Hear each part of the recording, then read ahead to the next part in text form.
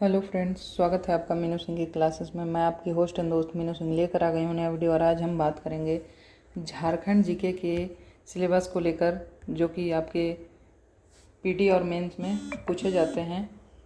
ठीक है, पीटी और मेंस में जो सिलेबस पूछे जाते हैं उसको, तो झारखंड जीके से मेंस में तो ज़्यादा सवाल नहीं बनते हैं। एक एक क्वेश्चन आपको मेंस में देखने को मिलेंगे, हिस्ट्री, ज्योग्राफी, पॉलिटी, इकोनॉमिक्स में लेकर, झारखंड जीके को लेकर। लेकिन पीटी में इसका बहुत इम्पोर्टेंट रोल है, क्योंकि पीटी में इससे सिर्फ झारखंड जीके से आपको 110 सवाल पूछे जाते हैं। पेपर 2 में आपको 100 सवाल और पेपर 1 में 10 सवाल। ठीक है, दोनों पेपर को मिलाकर 110 सवाल आपको पीटी में पूछे जाते हैं। तो इस लिहाज से झारखंड जीके का रोल पीटी में बहुत ज़्यादा हो जाता है, और इसीलिए आपको झारखंड जीके का सिलेबस भी देखना पड़ेगा पीटी के अकॉर्डिंग। तो आज इसी को हम डील करेंगे, झारखंड जीके के पीटी के सिलेबस को, और 110 क्वेश्चन आप कहाँ से देखेंगे, इन सभी को हम डिटेल में एक्सप्लेन करेंगे। ठीक है, तो चलिए स्टार्ट करते हैं वीडियो को। उससे पहले आप लोग चैनल पर नए जुड़े हैं तो चैनल को सब्सक्राइब कर लीजिए। 14 जेपीएससी के लिए आपको यहाँ पे झारखंड जीके के कंटेंट मिलेंगे। झारखंड जीके करंट अफेयर्स के कंटेंट आपको यहाँ पे अवेलेबल करवाए जाएंगे, और आपको जो भी हेल्प होगा, जितना भी आपका ज़रूरत होगा, आप कमेंट कीजिएगा, उसको आपको पूरा किया जाएगा। एजुकेशन को लेकर आपको जितना भी हेल्प हो सकेगा वो इस चैनल के माध्यम से करवाया जाएगा। ठीक है, तो आप लोग चैनल को सब्सक्राइब कर लीजिए। वीडियो पसंद आए तो लाइक कीजिए, अपने दोस्तों में शेयर कीजिए जो 14 जेपीएससी की तैयारी करने जा रहे हैं, उनके लिए ये इम्पॉर्टेंट है। ठीक है, तो चलिए स्टार्ट करते हैं सिलेबस को। सबसे पहले है सिलेबस के साथ साथ यहाँ पर पिछले सालों में पूछे गए सवालों को भी देखने का प्रयास करेंगे कि कितने सवाल किस टॉपिक से पूछे गए हैं, ज़्यादा पूछे गए हैं या अकॉर्डिंग टू सिलेबस ही पूछे गए हैं। इन सभी चीज़ों को देखने का प्रयास करेंगे। ठीक है, तो चलिए स्टार्ट करते हैं। सबसे पहले है झारखंड का इतिहास। ठीक है, history of Jharkhand, history of Jharkhand. ठीक है, इससे आपको 8 सवाल बनते हैं, 8 सवाल आपको पूछे जाते हैं, और यहाँ पे आपको ईच क्वेश्चंस 2 नंबर वेरी करता है, तो 16 नंबर आपको हिस्ट्री में पूछे जाते हैं झारखंड के। ठीक है, इसमें क्या क्या पूछा जाता है, तो मुंडा शासन व्यवस्था को पूछा जाता है 1 क्वेश्चन, नागवंशी शासन व्यवस्था से 1 क्वेश्चन, पढ़ा पंचायत शासन व्यवस्था से 1 क्वेश्चन, मुंडा मानकी शासन व्यवस्था से 1 क्वेश्चन, ढोकलो सोहर शासन व्यवस्था से 1 क्वेश्चन, और जातीय पंचायत शासन व्यवस्था से, मतलब मिक्स करके जो 33 जनजातियाँ हैं उनसे मिक्स करके 2 सवाल आपको पूछे जाते हैं। ठीक है, ऐसे ही कुल मिलाकर आपको 8 सवाल पूछे जाते हैं।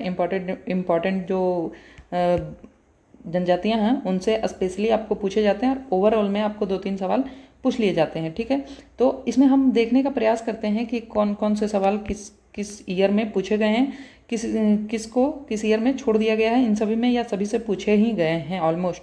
ठीक है, तो देखते हैं। तो सबसे पहले मुंडा शासन व्यवस्था से 11th जेपीएससी में आपका पूछा गया था कि इस शासन व्यवस्था में महतो की भूमिका क्या है। ठीक है, मुंडा शासन व्यवस्था में महतो की भूमिका क्या है, ये आपका 11th जेपीएससी में पूछा गया था, और एक ही सवाल पूछा गया था। वहीं पे आपका मुंडा शासन व्यवस्था में 7th जेपीएससी में 2 सवाल आपके बने थे। ठीक है, 2 सवाल आपके बने थे मुंडा शासन व्यवस्था से। ठीक है, तो मतलब कि आप मान सकते हैं कि एक से ज़्यादा भी सवाल बन सकते हैं। तो ठीक है, अब दूसरा है आपका नागवंशी शासन व्यवस्था।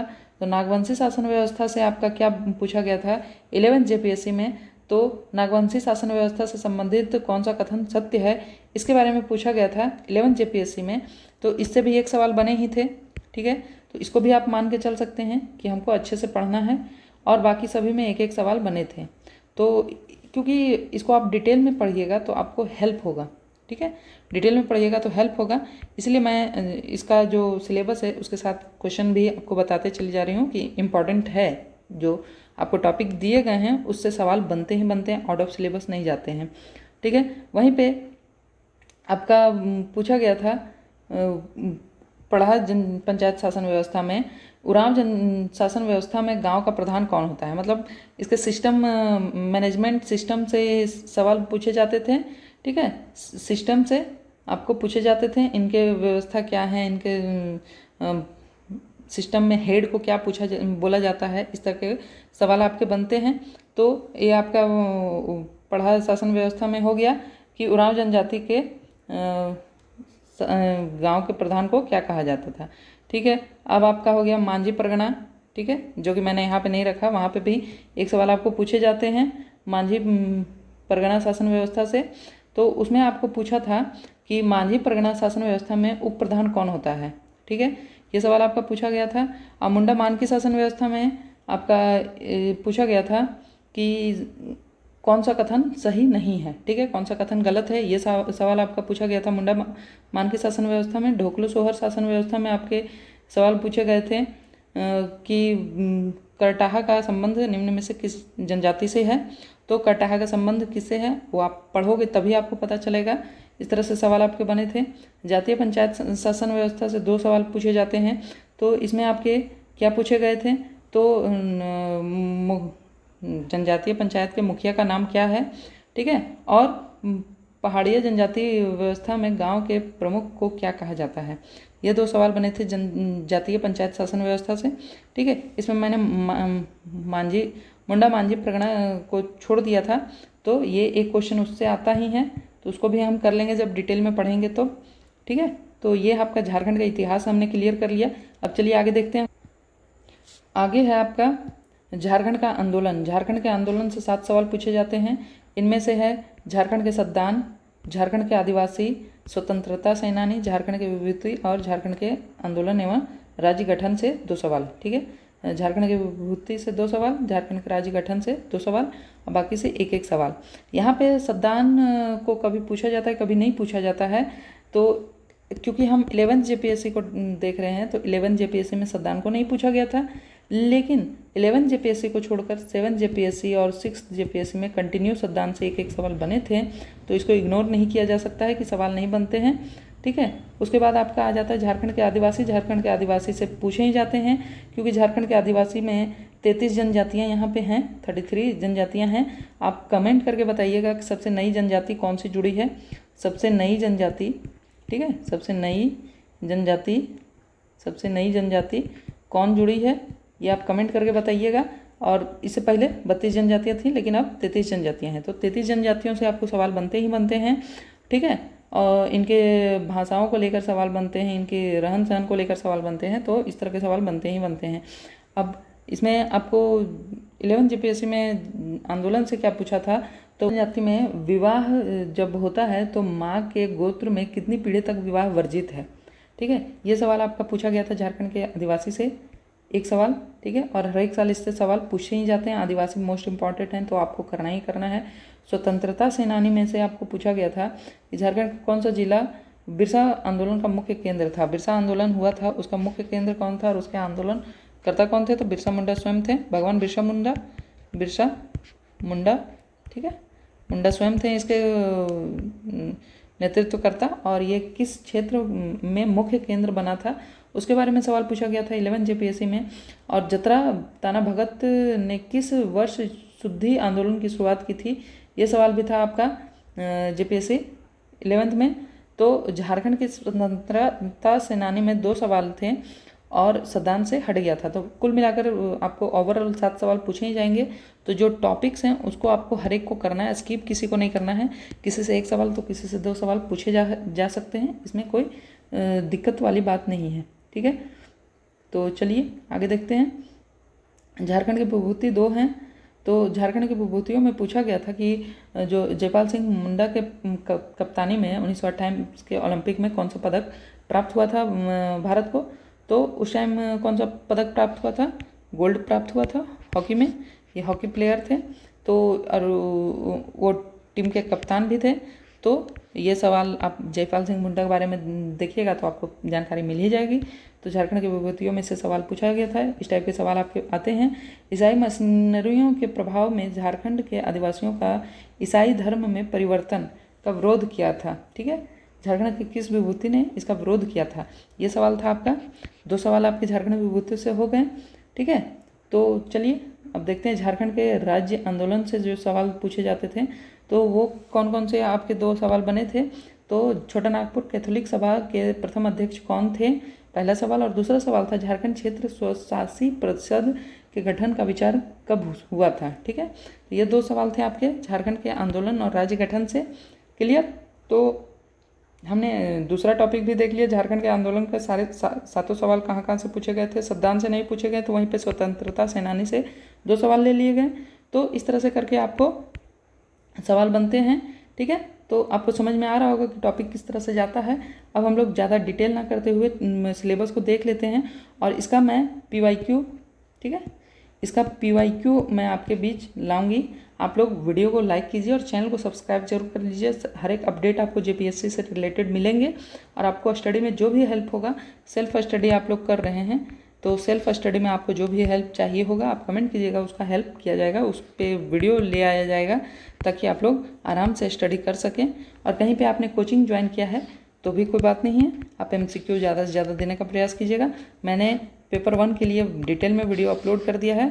सिलेबस कहाँ से देखें, बुक लिस्ट कौन सी होनी चाहिए, ठीक है, बेमतलब के एडवांस बुक्स में फंसने से कोई मतलब नहीं बनता, तो मैंने उसको बता दिया था। आप लोग उस वीडियो को नहीं देखे होंगे तो जाकर देख लीजिएगा, और इस वीडियो को डिटेल में देख लीजिएगा, ताकि आप लोगों का सिलेबस पूरा कंप्लीट हो जाए। और सिलेबस को आप जब भी तैयारी कीजिए, सिलेबस को आप अपने पास ही रखिए, और ज़्यादा से ज़्यादा बार आप देखने का प्रयास कीजिए, ताकि आपका प्रिपरेशन अच्छे से हो सके। ठीक है, तो चलिए आगे देखते हैं अगले टॉपिक। आगे है झारखंड के विशिष्ट पहचान। झारखंड के विशिष्ट पहचान में आपके सामाजिक स्थिति, सांस्कृतिक स्थिति, राजनीतिक स्थिति, आर्थिक स्थिति, धार्मिक स्थिति, इस टाइप के आपको झारखंड के विशिष्ट पहचान को बताना पड़ेगा। एक एक सवाल हर एक टॉपिक से आएंगे, तो इसमें कैसे सवाल पूछे जाएंगे इसको भी देख लेते हैं। उसके बाद हम फास्ट ही इस वीडियो को कंप्लीट करेंगे, ताकि वीडियो ज़्यादा लंबा ना हो। ठीक है, तो सामाजिक स्थिति को हम जब देखते हैं, झारखंड के सामाजिक स्थिति को, यहाँ पर जानते हैं कि हम आदिवासी मूल राज्य है झारखंड। 33 प्रकार के जनजातियाँ यहाँ पर पाई जाती हैं, तो इन्हीं से रिलेटेड सामाजिक स्थिति होगी। तो जनजातियों के मध्य में विभिन्न प्रकार के जो विवाह के चलन है, विभिन्न प्रकार के वधु मूल हैं, जनजातियों के प्रमुख सामाजिक संगठन, युवा गृह इत्यादि हैं, उन सभी के बारे में सामाजिक स्थिति को दर्शाता है। इससे सवाल किस टाइप के आते हैं, तो 11th JPSC में इससे सवाल नहीं आए थे सामाजिक स्थिति में, लेकिन 14th में भी नहीं आएंगे, ये आप कंफर्म नहीं हो सकते हैं। वहीं पे आप सांस्कृतिक स्थिति को देखते हैं, तो वेशभूषा, लोक चित्रकला, शिल्पकला, पर्व त्योहार, मेले, उत्सव इत्यादि को सांस्कृतिक स्थिति में देखे जा सकते हैं कि जो जनजातियाँ वेशभूषा पहनते हैं, लोक चित्रकला उनकी जो पॉपुलर है, जैसे सोहराई आप जानते हैं, सोहराई जानते हैं, कोहबर जानते हैं, इस तरह के लोक चित्रकला हैं जिसको GI टैग भी मिले हैं। शिल्प कला हैं, तो वहाँ पर पर्व त्यौहार भी हैं, जैसे कि सोहराई पर्व भी है, कर्मा है, आपको अलग अलग टाइप के पर्व त्यौहार मेले लगते हैं। तो इन सभी को देखते हुए आपको इसकी तैयारी करनी पड़ती है, और ये सब थोड़े थोड़े डीप में जब जाते हैं तो थोड़े से वास्ट सिलेबस हो जाते हैं, और इसको आपको एक ही टॉपिक को कई बार कई तरीके से पढ़ने के लिए मिलता है, तो इसीलिए झारखंड GK थोड़ा सा इजी हो जाता है। तो इसीलिए यहाँ पर सवाल भी ज़्यादा हैं और पढ़ने में टाइम भी कम लगेगा, और इजी पोर्शन भी है, नंबर भी अटेम्प्ट कर सकते हैं आप लोग जितना ज़्यादा प्रैक्टिस कीजिएगा। तो 11 JPSC में क्या पूछा गया था, तो मुंडा महिलाओं का प्रचलन परिधान क्या था। ठीक है, यहाँ पे वेशभूषा से पूछा गया था, परिचलन में परिधान कौन सा था, ये आपको सामाजिक सांस्कृतिक स्थिति में पूछा गया था। वहीं पर राजनीतिक स्थिति को हम अगर देखते हैं, तो झारखंड के शासन, राज्यपाल, मुख्यमंत्री, मंत्रिपरिषद, विधानसभा, न्यायपालिका, प्रमंडल एवं जिला इत्यादि सब आते हैं झारखंड के राजनीतिक स्थिति में। इसमें से सवाल क्या पूछा गया था कि झारखंड के तीसरे राज्यपाल कौन थे। झारखंड में अब तक कितने राज्यपाल बने हैं, सभी को आपको देखना पड़ेगा इसके लिए। ठीक है, कितने मुख्यमंत्री बने हैं, किस किस क्रम में मुख्यमंत्री बने हैं, सबसे पहले मुख्यमंत्री कौन थे, सबसे पहले राज्यपाल कौन थे, सबसे पहले यहाँ पे शिक्षा मंत्री कौन थे, या हाई कोर्ट के जज कौन थे, इस तरह से सभी चीज़ों को आपको देखना होगा।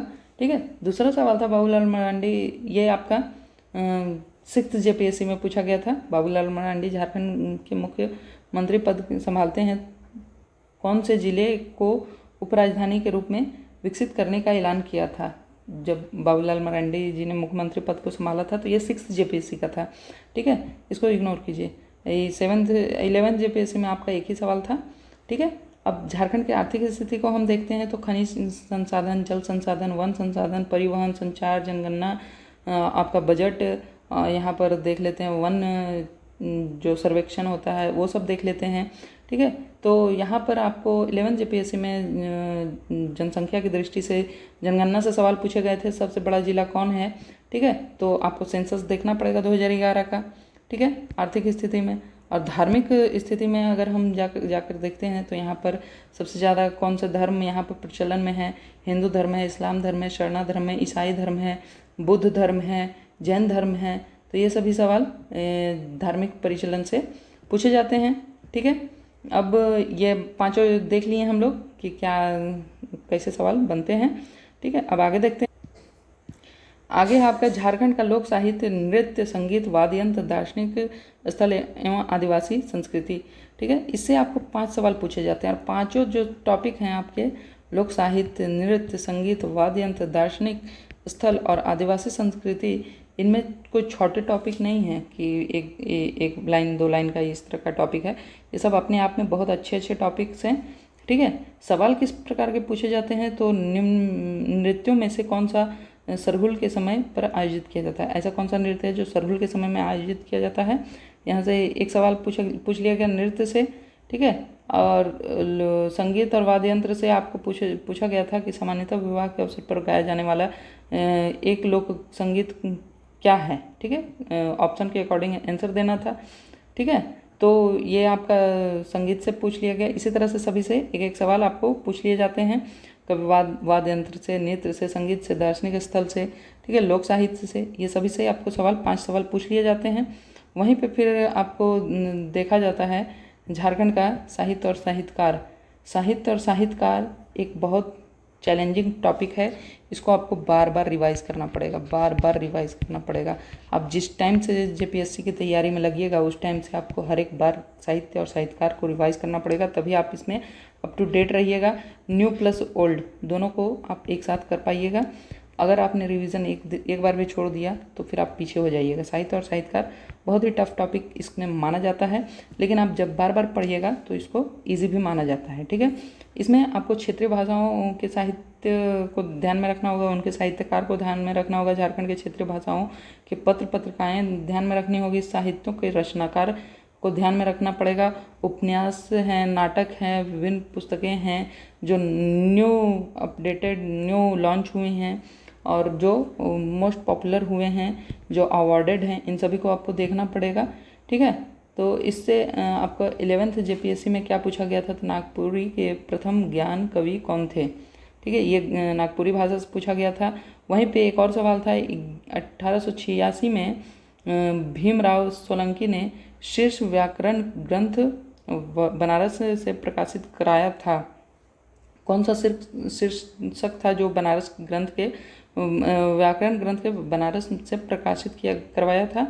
फिर नागपुरी से ही एक और सवाल पूछ लिए थे और फिर दूसरा था 7वीं शताब्दी में रचित जगरामी रामायण किस भाषा की एक सुंदर कृति थी, ठीक है। और फिर पंडित रामचीज वल्लभ द्वारा खड़ी बोली में रचित कविता का पुस्तक का नाम क्या था।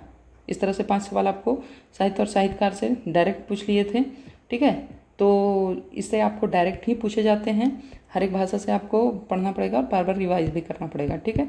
ये हो जाएगा, ये तो मतलब रटने वाला ही चीज़ है, इसमें आपको कोई कुछ हाथ पैर नहीं है, ठीक है। अब अगला है झारखंड के प्रमुख शिक्षण संस्थान। शिक्षण संस्थान में जो झारखंड में विद्यालय हैं, विश्वविद्यालय हैं, महाविद्यालय, अनुसंधान केंद्र हैं, तकनीकी विश्वविद्यालय हैं, चिकित्सक महाविद्यालय हैं, आवासीय विद्यालय हैं, इस सभी चीज़ों को देखना पड़ेगा।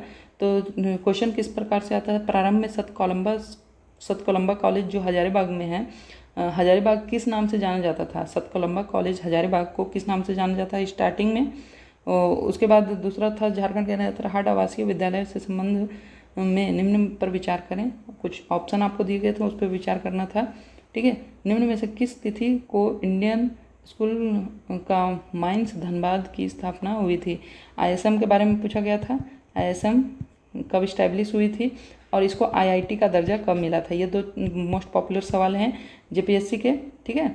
तो इस तरह के से सवाल आपके बनाए जाते हैं शिक्षण संस्थान से। उसके बाद आपका देख लीजिए तो खेलकूद आ गया, ठीक है, खेलकूद आ गया। खेलकूद से आपके 5 सवाल बनते हैं। अब सवाल किस तरह से बनते हैं उसको भी देख लेते हैं। तो झारखंड के किस शहर में मोहन कुमार मंगलम स्टेडियम स्थित है, ठीक है, ये सवाल था। झारखंड के नीरज कुमार मिश्रा किस खेल से संबंधित है, तो खिलाड़ियों के बारे में जानिएगा तो उसके खेल के बारे में भी जान लीजिएगा। और भारत में किस टीम को हराकर 2023 की महिला हॉकी एशियन चैंपियन ट्रॉफी जीती थी, ठीक है, इसके बारे में। फिर श्री दीपक मंडल किस खेल से संबंधित है, खेल खिलाड़ियों को देखना होगा। और 34वें राष्ट्रीय खेल मंडल से सवाल बार बार पूछे जाते हैं, तो 34वां राष्ट्रीय खेल मंडल आपको देखना ही देखना पड़ेगा, ठीक है। तो ये आपके सवाल पूछे जाते हैं। उसके बाद आप देखिएगा तो आपके भूमि संबंधित कानून के बारे में पूछे जाते हैं, इससे आपको 12 सवाल पूछे जाते हैं। इसमें 5 सवाल CNT से, 5 सवाल SPT से और आपका 2 सवाल अन्य भूमि से संबंधित पूछे जाते हैं। तो CNT SPT एक अलग ही टॉपिक है, उसके बारे में तो आप जानते हैं। अदर्स से 2 सवाल पूछे जाते हैं, वो भी आप जब CNT SPT कीजिएगा तो हो जाएगा, ठीक है। तो इसमें डरने वाली कोई बात नहीं है। CNT SPT बहुत टफ है, ऐसा कुछ नहीं है। आप अगर एक बार इसको पढ़िएगा CNT SPT को, और उसके बाद आप जब एग्ज़ाम में इसके क्वेश्चंस देखिएगा, ठीक है, मेरा भी यही हुआ था। CNT SPT में आप जब पढ़िएगा तो आपको बोरिंग लगेगा, लेकिन जब आप एग्ज़ाम में इसके क्वेश्चंस देखिएगा और आंसर टिक आउट कीजिएगा तो मज़ा ही आ जाएगा। मतलब ऐसा टाइप का ये पोर्शन है, ठीक है। मैंने खुद ही अटेम्प्ट किया था, मेरे एक भी CNT SPT से एक भी क्वेश्चंस गलत नहीं हुए थे। मैंने इतने अच्छे से तैयारी इसकी की थी क्योंकि मैंने इसको बार बार पढ़ा था, क्योंकि टफ लग रहा था मुझे, तो मैंने इसको बार बार पढ़ा था, ठीक है। अब आ जाते हैं झारखंड के ज्योग्राफी पे, झारखंड के भूगोल पे। तो 1947 से राज्य में आर्थिक विकास का इतिहास, झारखंड का भूगोल जिसमें जंगल, नदी, पहाड़, पर्वत, खान, खनिज आपको सभी पढ़ने होंगे। अब 10 सवाल आपको पूछे जाते हैं, ठीक है। यहाँ पे आपको जितने ऑप्शन दिए गए हैं, जंगल, नदी, पहाड़, पर्वत, खान, खनिज, इतने ही नहीं बल्कि भौगोलिक परिचय देखने पड़ेगी, भूगोलिक संरचना देखनी पड़ती है, धरातल ये स्वरूप देखना पड़ता है, अफवाह प्रणाली देखनी पड़ती है, यहाँ पे जलवायु देखना पड़ता है, मिट्टी देखना पड़ता है, कृषि देखना पड़ता है, सिंचाई देखना पड़ता है, नदी घाटी परियोजना देखना पड़ता है। मतलब सभी कुछ आपको ज्योग्राफी में देख लेना पड़ता है, ठीक है। इसके सवालों को एक्सप्लेन नहीं करेंगे, 10 सवाल हैं इसके, अच्छे बनते हैं, इसको आपको अच्छे से करना होगा, ठीक है। आगे है आपका झारखंड की औद्योगिक नीति, विस्थापन और पुनर्वास नीति एवं अन्य नीतियाँ, जिससे 6 सवाल आपके बनते हैं, ठीक है। झारखंड की औद्योगिक नीति, विस्थापन एवं पुनर्वास नीति और अन्य नीतियाँ, जिससे आपके 6 सवाल बनते हैं। उसमें आपको 2001-2012 की पॉलिसी देखनी पड़ती है। आपका 2021 में जो झारखंड औद्योगिक एवं निवेश प्रोत्साहन नीति आई थी उसको देखनी पड़ती है। 2008 में पुनर्वास और पुनर्स्थापन नीति देखनी पड़ती है, जो आपका झारखंड में 2014 का क्रय आया था। झारखंड राज्य और सौर ऊर्जा नीति 2015 आई थी, उसको देखना पड़ता है अच्छे से, तब जाके यहाँ पे 6 सवाल बनते हैं। ये थोड़ा डीप सब्जेक्ट मतलब टॉपिक है, झारखंड के औद्योगिक नीति, विस्थापन, पुनर्वास एवं नीति और अन्य नीतियाँ, ठीक है। ये थोड़ा टफ टॉपिक है। और आपको आगे हम लोग देखते हैं तो झारखंड के प्रमुख उद्योग और औद्योगिक विकास, इससे आपको 5 सवाल पूछे जाते हैं, EEG है, ठीक है। यहाँ पे आपको कौन उद्योग कहाँ पे है, किसने इसको स्टार्ट करवाया था, किस विदेश कौन से विदेश की सहायता से निर्माण हुआ था, ये सब आपको देखना पड़ता है। जो 11 JPSC में पूछा गया था 5 सवाल, वो है किस किस्म के रेशम उत्पादन झारखंड में सबसे ज़्यादा होती है। जमशेदपुर में टाटा अभियंत्र एवं लोकोमोटिव कंपनी टेल्को जो है उसकी स्थापना कब हुई थी। गोमिया बोकारो में स्थित भारतीय विस्फोटक लिमिटेड की स्थापना किस वर्ष की गई थी। झारखंड राज्य में किस शहर में बर्नपुर सीमेंट लिमिटेड अवस्थित है। और झारखंड राज्य के किस स्थान पर भारत का प्रथम एल्युमिनियम रिफाइनरी अवस्थित है। ये 5 सवाल आपके थे उद्योग से, और ये इजी हैं, मतलब बहुत टफ नहीं है, ये आप इजी हैं। झारखंड के जो आपका शिक्षण संस्थान और औद्योगिक विकास, ये 2 टॉपिक बहुत ही इजी है, मतलब आप 1-2 बार पढ़िएगा तो आपके दिमाग में सेट हो जाएगा। थोड़ा सा स्ट्रेटजी बनानी पड़ेगी, पढ़ना पड़ेगा, ठीक है। अवॉइड करने से सिलेक्शन नहीं होगा। जो कम पढ़ के ज़्यादा मार्क्स दिलाते हैं उसको बार बार रिवाइज़ कीजिए, क्योंकि उसमें मिस्टेक ज़्यादा होते हैं और ओवर कॉन्फिडेंस हो जाता है कि ये तो मुझे आता ही है, और आप ऑप्शन A की जगह B मार्क के आ जाते हैं, ठीक है। तो उसको बार बार रिवाइज़ करने वाली चीज़ें हैं। अब आते हैं झारखंड के प्रमुख योजनाएं और उप योजनाएं। ठीक है, इससे 5 सवाल पूछे जाते हैं। यहाँ पर आपको नई योजनाएं और पुरानी योजनाएं सब को देखनी पड़ेगी। ठीक है, क्योंकि कोई भी योजना आपको पूछ लेगा। झारखंड को बने 25 साल हुए ही मात्र हैं, तो इसमें बहुत ज़्यादा योजना है नहीं, इसीलिए आपको सभी योजनाओं को ध्यान में रखना होगा जो मोस्ट पॉपुलर हैं। ठीक है, जैसे कि सोना सोबरन धोती साड़ी वितरण योजना कब शुरू हुई थी, ये 2011 में पूछ लिया गया। वहीं पे आपका जो बाकी योजनाएं हैं, जैसे अबुआ आवास योजना से संबंधित में विचार कीजिए। निम्नलिखित में से कौन सा मुख्यमंत्री जनवन योजना का उद्देश्य नहीं है, ये सारी चीज़ें हैं। मुख्यमंत्री जनवन योजना के तहत कोई लाभुक जो अपने निजी भूमि पर वृक्षारोपण करता है उसे सरकार द्वारा कितनी प्रोत्साहन राशि दी जाती है, ये सभी सवाल इसी टाइप के आते हैं। ठीक है, एक था झारखंड मुख्यमंत्री सारथी योजना। ठीक है, इस तरह के सवाल पूछे जाते हैं आपके योजनाओं से, तो इसको आपको करने पड़ेंगे, पुराने नए सभी योजनाएं। ठीक है, चलिए अगला है झारखंड में जंगल प्रबंधन एवं वन जीव जंतु संरक्षण कार्यक्रम। ठीक है, इसमें आपको पढ़ने पड़ेंगे forest management and wild life conservation work in Jharkhand, जिससे आपको 5 सवाल पूछे जाएंगे। ये भी इजी टॉपिक है, इससे भी आपको बड़ी आसानी से 5 नंबर मिल जाएंगे। झारखंड जीके में आपको 30 से 40 नंबर इतने इजी हैं जो आपको आसानी से मिल जाएंगे। ठीक है, 30 से 40 नंबर इजी हैं जो आपको आसानी से मिल जाएंगे। बस आप उसको 2-4 बार रिवाइज भी कर लीजिएगा PYQ, तब भी आपको मिल जाएंगे।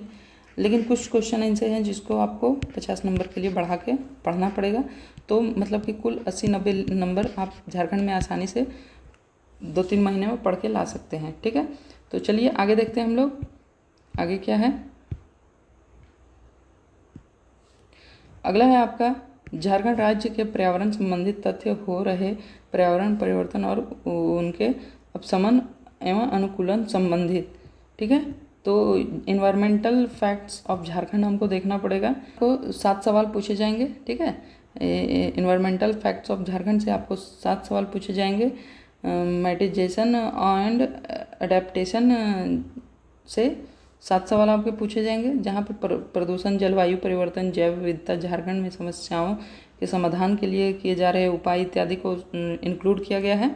ठीक है, उसके बाद 5 सवाल आपके आपदा प्रबंधन से पूछे जाएंगे। ये भी बड़े आसान टॉपिक है, इसमें भी थोड़ा सा पढ़ के आपको 5 नंबर मिल जाएंगे। ठीक है, और लास्ट है आपका झारखंड से संबंधित विविध तथ्य एवं समकालीन घटना, जिससे 7 सवाल पूछे जाएंगे। यह है करंट अफेयर्स। ठीक है, करंट अफेयर्स से 7 सवाल आपके पूछे जाएंगे।